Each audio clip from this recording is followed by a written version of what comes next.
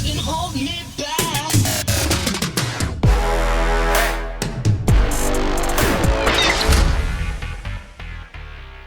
Hey guys, this is the Viking. This is Influencing the Right Way. With me, I got Sarah Sloan. What up, homegirl? Ah, How are you doing? so good. Dandy. So today is my favorite day.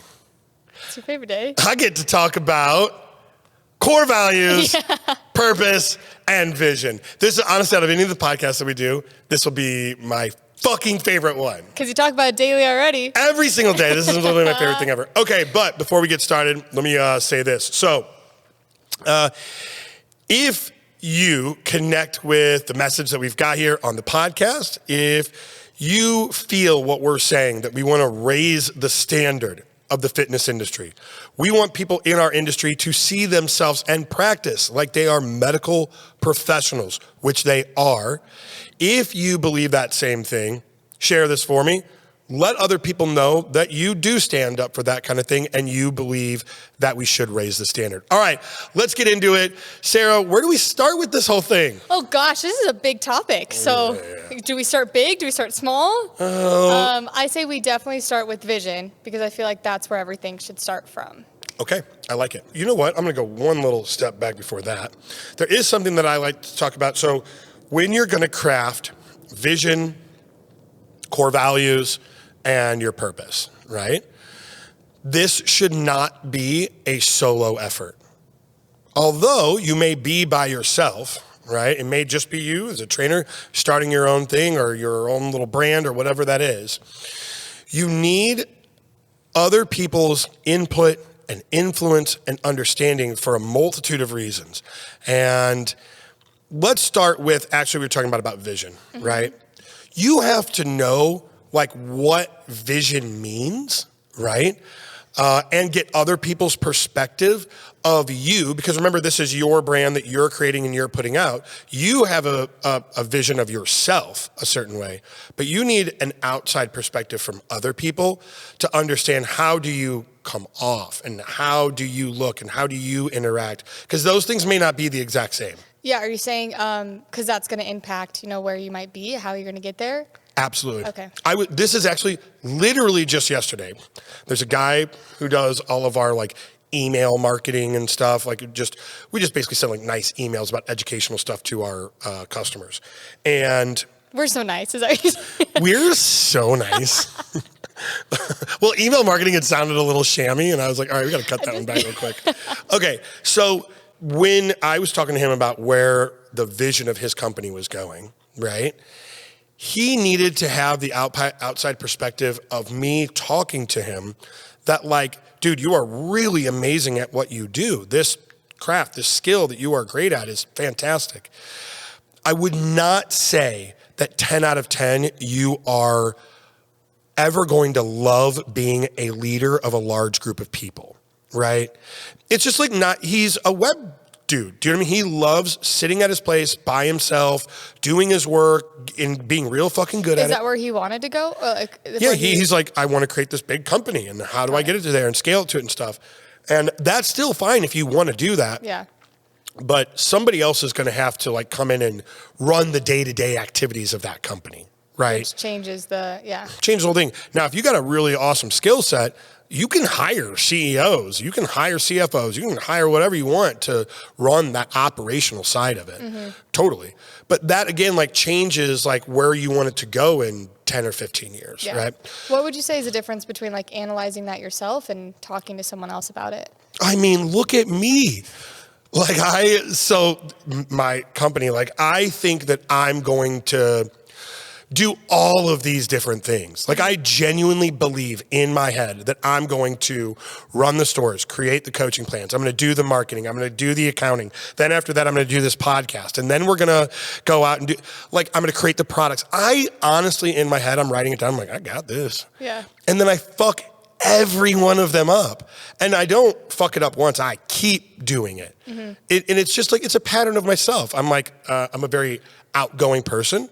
So the vision I have of myself is like, yeah, I can take all that on. And I'm always going to have that problem forever and for always. So the talking to someone else about it helps you stay realistic. It keeps me, it's not putting me down. It's being like, dude, here's the things that you fucking kill. But here are the things that like, you're never going to be good at everything. It's impossible. So what are the things that you are really good at and you can hone that skill even better at to be able to craft your long vision that you want to be able to craft? I'm very lucky to have you and our other main guy that we really work with, his name's Sean, Sean is so much the opposite of me. It's great. Entirely, in every way possible you can imagine me the opposite, besides we both have beards and long hair. He centers a lot of things with me. He's like, dude, it's not going to happen in that amount of time frame. Not going to. So I'm like, oh, okay, all right. And then I got to but that helps craft, back to the vision, right? That perspective gives you a realistic approach to what is a long-term vision. And so let's jump into long-term vision. I mean, well, just inside of our team, I mean, what do you think? What is the percentage of people that know in our whole company what our long-term vision is? 100%. 100%. Yeah. It's that everybody on the team can tell you exactly where we're going. Well, let's get into the practicality. Yeah. So what I was going to say is the vision that you're creating, are you talking about for yourself or for your company, your brand? Two different things. Not you, the company. Okay. Right?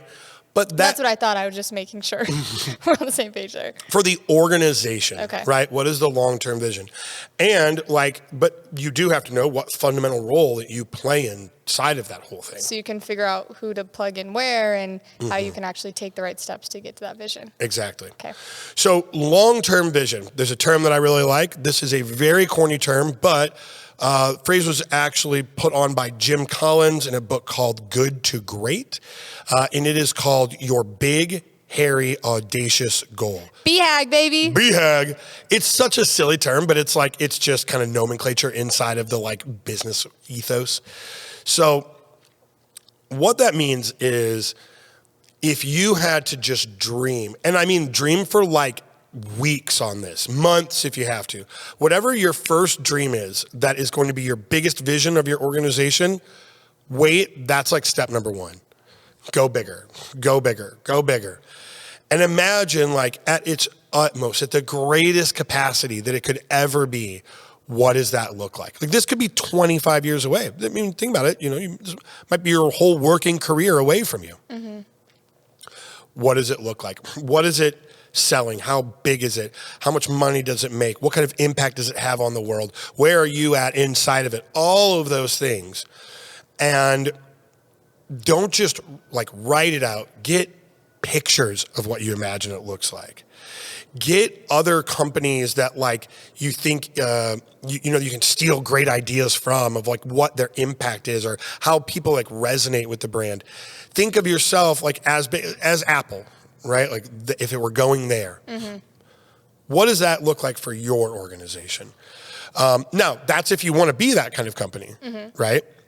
You may want different things, but at the utmost dream for you, what does it look like? At the very beginning of starting your company, right, which might just be you doing personal training, it probably won't seem very important to have this way long, far crafted off vision. But it does do two things. One, can keep you very, very well motivated during the tough times, right? Things get difficult, not going the way you want to. It's almost... Remind yourself why you're doing it. You look at those pictures at what it looks like and however long, and yeah, that makes sense. It actually, to me, is there's something when you think back to a pleasurable memory, you think back to this time that you had with somebody and you're just it's makes you warm feeling. And that you can always go back to that place and feel good again. This is a memory you haven't created yet. And there's this place in your head where you can go to where all the hard work was worth it. And all the things you did were all on point. And everything makes sense because you got to this place. And it's a memory that you're waiting to craft. Mm-hmm. And that is exactly what it should feel like for you. Yeah. Number two. Number two. The second thing would be it keeps you from making dumb short-term decisions. So when I think about where I want our organization to go. Obviously, any organization, any company that's growing, like there are crunches. There are times that things get difficult. There are things where like very big decisions need to be made. And a lot of times you can opt for a decision that like you're going to make more money with, or is literally going to be fucking easier. Yeah. Or is going to like be easier understood by everybody else around you. A lot of times like I'll pick things that like they seem more complicated and like, why are we doing this? But like, it's because the end result is way better. I think the biggest one for me in this one is like what takes more time. Like there's always a decision that could just like solve it really quickly. Yeah. Especially like when talking to people, you know, always the longer, harder conversation is the better one. Every single time. You could end it with like, that's just what I think. But like, Yeah. But digging deeper is always better. Yeah. And so, but when you have that well-crafted long-term vision, is that when those short-term decisions come up, and a lot of times, like there have been places where I've been at in the company where it's like, I actually felt like in the moment I had to take this short term, like I got to pay my employees. So I have to do this like cutthroat thing. But when you can see that vision, it's like, oh, I'm never going to be a respectable organization that people flock to if I make decisions like this. And then magically, just somehow, you always seem to find another way that's like is tougher and sucks and you don't get to fucking go hang out with people. But then like you made the right choice. Yeah. And I really do believe that only if you have a long-term vision can you keep those short-term bad decisions away. yeah, this reminds me of the journal that we use. It's super nerdy. James and I use the same journal every single day. Every day. Actually, our whole company does. But the reason why is at the beginning of the journal, it has you lay out a 13-week goal. That's how long the journal is. And every day there's 3 tasks that you do that you write down that always correspond to where you want to be in 13 weeks.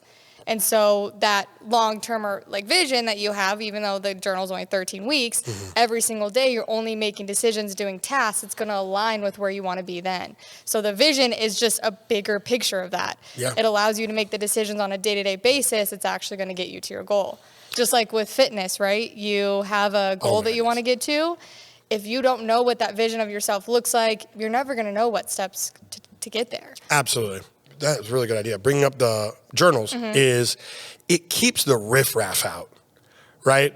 Like when you're running your company, you will always, hey, personal trainers, I'm going to talk to you guys real quick, specifically personal trainers. You do not need to go make a fucking hat. You do not need to go make a fucking piece of jewelry or 8 different t-shirts for your team. You do not need to do that. Yeah. Not yet. It's not you don't ever need to do it. But the thing is that like as a business owner, you're going along this path and you're like, oh, I can make $5 fucking selling these t-shirts. And it's like, so not has anything to do with building a brand of a bunch of people who get amazing results from your distinct competitive advantage. But you get to the place where it's like, oh shit, I can make some extra money and fucking do this thing. Yeah. And then it always is just like, okay, I do that, but then Well, that's going to take away from the big things that you have to do to get to that goal. Absolutely. I mean, it takes time to make that stuff. It's not like you just do it on the side. It's always going to take away from something. 100%. And I have done it 100 different times, right? Of like do something that we just didn't need to do right then. We're like, it's not a bad idea. It's just that there's an infinite number of ideas and you've got one that you need to stick with. Yeah. So you talked about the BHAG. Okay. That would be a great tool that someone could use to look up. It's from Scaling Up, right? Well, so the book Scaling Up really breaks it down in a practical measure of how you take your BHAG all the way down to like, what do I need to do today? Yeah. So BHAG to your 3HAG. 3HAG, your 3-year highly achievable goal, down to what do I got to do by next year, and then 6 months, and then 3 months, and then 1 month, and then 1 week, and 1 day, right? Yes. So if you don't have that for your brand, your company, whatever it may be, it's a great place. Amazing tool to use. Always start big and then go down to the daily basis. What you got to do. Yeah, and actually, so let me hit on it real quick. So with making that long-term goal, right, it sets the correct navigation for what you need to do the next day by this measure. when you're thinking about what I need to do on a day-to-day basis, you are actually making decisions for what is best for you today. And you are not going to be the person you are today in 15 years. You're not going to be in the same place. You're not going to have the same attitude. You're not going to have the same role. None of those things are going to be the same. So, Well, hopefully. Well, okay, yeah, you're right. Okay, hopefully you are not doing the same thing in 15 years like a lot of my high school buddies. But that is super, super important to be making decisions that are based upon what are the actions that are going to be helping us in 15 years, not what is going to help me today. So this is a great segue into purpose, I think. Perfect. Because I think it's the same thing. We'll get down into like what a purpose is and stuff like that, but the translation is when you have a purpose for your company, that dictates every decision you make. Just like the vision, right? But the purpose is what you need to decide what you're doing on it. So what all of these things actually do. So once again, we're going to talk quickly about like, we have already eaten up all the time with just vision. I know. I was just thinking that. maybe we should just do vision. Do you want to do that? Do you want to just do vision today? Yeah. Okay. So there's also core values and purpose. We'll get into those later. We'll do those later. All three of these things all really do the same thing, right? They make sure that you're making the right choices and you keep the main thing the main thing. Because if you're doing that, you'll get to your goals a lot quicker. You will always. It just happens that way. And okay, so like I poke fun at a lot of like influencers and trainers and stuff. I'm not making fun of you guys. You guys are me. I'm making fun of you because you are me. We are same person, right? Gorilla. You're you me. Right? It's tough when you start a business, and a lot of other people won't get that because when other people come into your organization, they're like, Sarah, this is going to be a great compliment and a fucking put down at the same time. Give it to me. Is like it's very easy for you to stick to the purpose of the organization and let it flow through you and the core values and to see where the vision is going and be like, that's where we're going. This is the fucking line I'm on. I'm going right there. I know where you're going with this. It's very easy for you to do it because you came into it and it's like, this is what it is, right? And that's where we're going. But as a business owner, you were there when it was a messy jumble of a bunch of crunchy papers. My interview was at your place that you were renting at the time. There was your Athor's pee stains on the carpet. Poop stains on the carpet. Don't pretend like it wasn't. Your crappy little desk that you're in. And I'm like, I'm here for an interview. Sign me up. Literally, you did have your interview at my house. It's so bad. Okay. But hold on. What? I had no idea who you were. That was probably not safe of me. No, really terrible idea. But look where we are now. It all worked out. But even with that is like, but when you start and there is nothing, literally nothing, it's just an idea in your head. You're a person who just like wants to create your own thing. And like for all of you personal trainers and influencers and people starting your own companies is you had to be the one to like get out there, put your fucking neck on the line, look like an idiot, do this whole thing. And you took that action and it worked, right? Like you started your business and it started going, you got a couple sales and you're making a thing. And so when you look retrospectively, you look at how you started something new and it worked, right? So then all we are is like little monkeys that look back at what we did and go, was that good or that bad? Like, you know what I mean? And you look back and you go, oh, good. So now you look back again and you're like, oh, well, I can do that. I'll start another thing and it'll work. And I'll do this next thing and it'll work. Because that's like, what is the frame of reference in your head and what you think you should be doing. And you have that kind of personality type. And you've got to like get rid of that and live the way that, like I said, like you do. Like I'm saying is that you are genuinely better at that than I am, which is a more important structure. Like you're the one that has to remind me, keep your head on straight, stick to exactly this thing. And so, but for anybody who, the trainers, influencers that are listening, is you have to remind yourself to keep that one thing this way.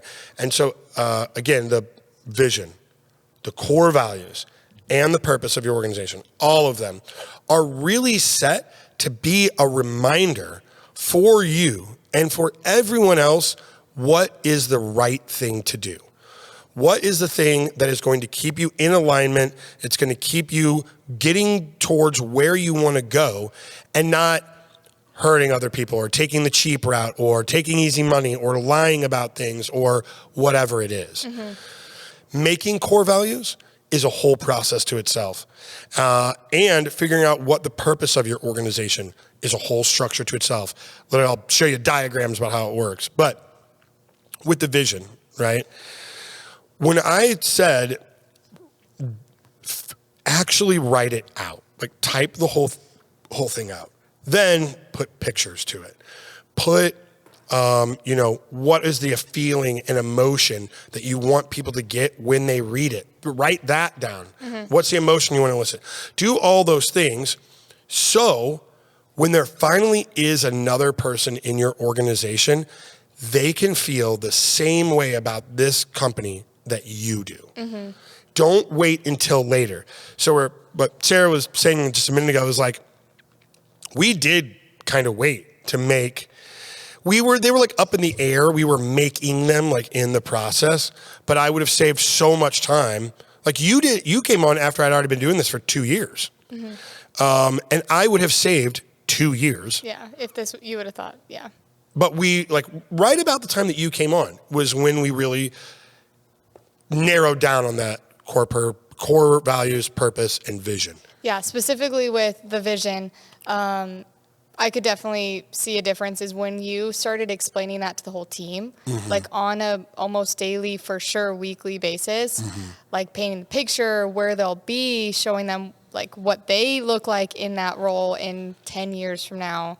That's when not only you were able to get to that vision a lot quicker, but everyone else was working together to get there. Yeah. Which just obviously accelerated everything. And so, you know what, and this, I should have said this at the beginning, but when you're making what your vision is of your organization, this isn't for you, right? Like it is going to help you along the way, but you're supposed to be writing it with the intent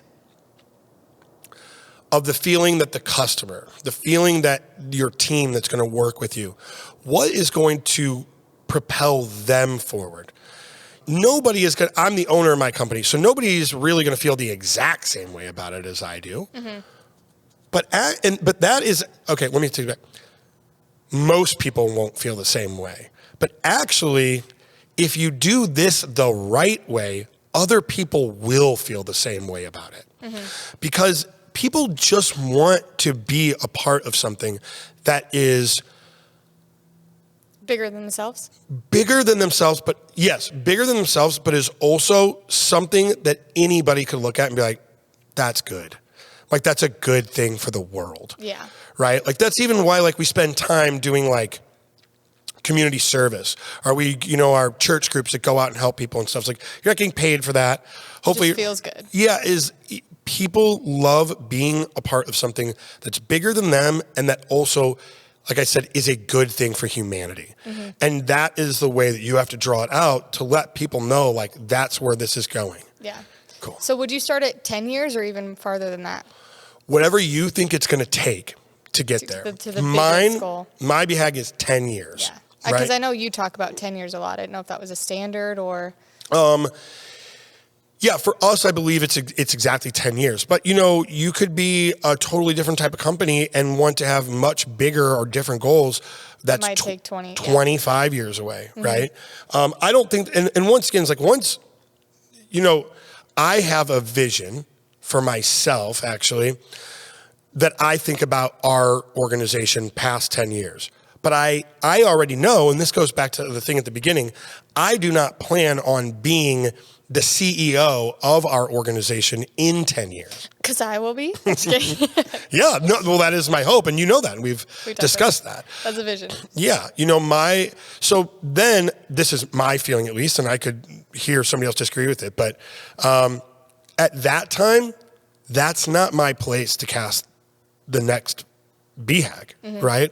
My time to cast the BHAG is from now until that 10-year mark. And then as that new group of leaders take over,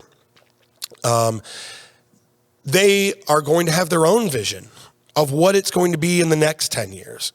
And that is so part of my long-term vision is like, that is what I want for other people.